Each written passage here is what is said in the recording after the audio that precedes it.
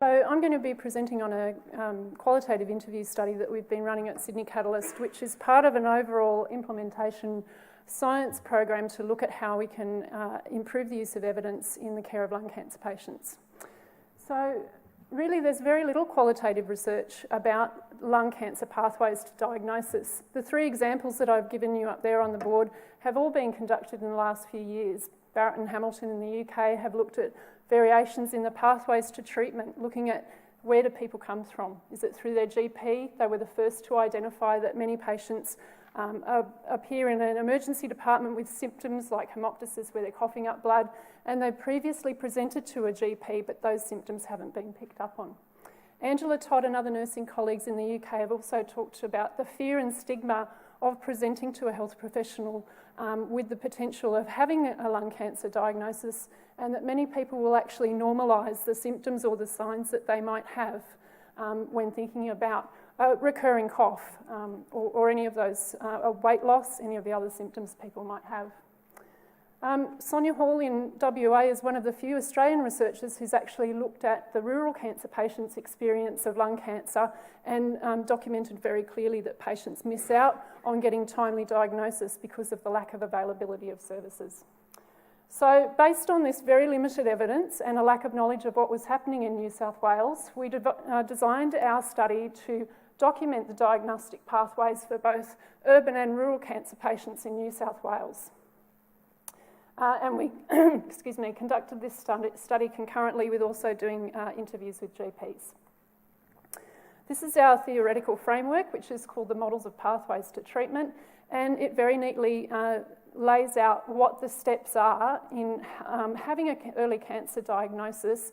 And we're really focused on the second two intervals, which you can see there. It's appraisal, help-seeking, diagnostic and pre-treatment. And what I'm going to do is actually take you through those two intervals and look at the processes and events through a thematic analysis.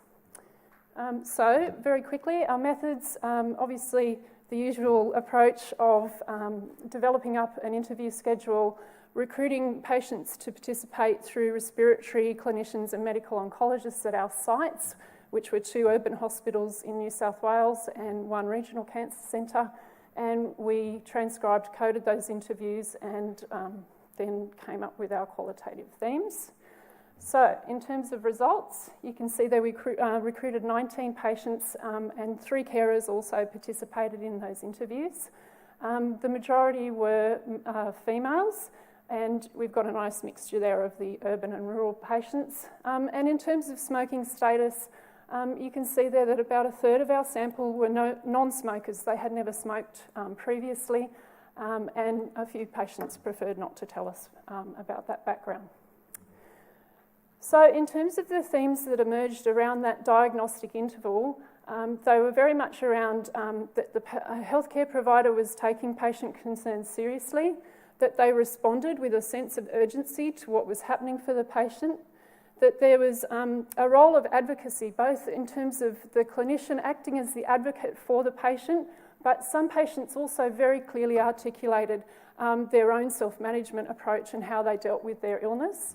And perhaps the biggest and most overwhelming theme in terms of listening through the transcripts was a sense of referral and knowing who to refer to. The patients had this sense that they needed their GP or the emergency department physician to direct them into the right place so that they could get that diagnosis as quickly as possible. We found on the whole that out of those patients that were on a GP pathway, that response came very quickly, and that many of the GPs were able to get patients in to see a respiratory specialist, but that there were many difficulties along the way. For the emergency department patients, which was about 1/3 of our sample, they talked about there being significant barriers that really, from emergency, it wasn't clear where they were to go next. So that for us is a real sign that there are some problems with referral pathways in the system. In terms of the pre-treatment interval there between diagnosis and start of treatment, the themes were around uncertainty for the patient and also for the GP. Frequently they reported that they didn't know where to send the patient, but patients talked about that that real uncertainty between what was diagnosis and what would prognosis be. Psychosocial support concerns were raised by over half of our sample, and the fact that they weren't getting any sort of support to deal with their diagnosis, and the lack of communication amongst health professionals were highlighted by our patients throughout the interviews. Across both those diagnostic and pre-treatment intervals, patients and the GPs talked about coordination of care and a lack of knowledge for the GPs in particular as being barriers to ensuring that patients were getting appropriately diagnosed and then into treatment as quickly as possible.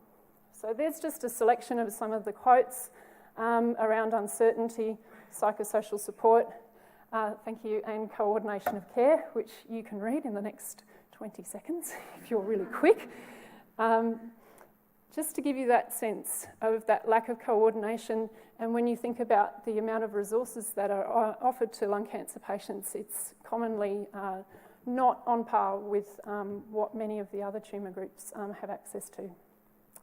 So the take-home messages, very much that our analysis revealed that participants have significant concerns and a sense of urgency about when they've got symptoms, or even if they haven't had a lot of symptoms up to the time where they're going for their initial imaging, that they really do need to get into the healthcare system quickly, that we need to address that sense of uncertainty and providing psychosocial support for people, and also that communication and coordination of care are issues for patients and GPs alike.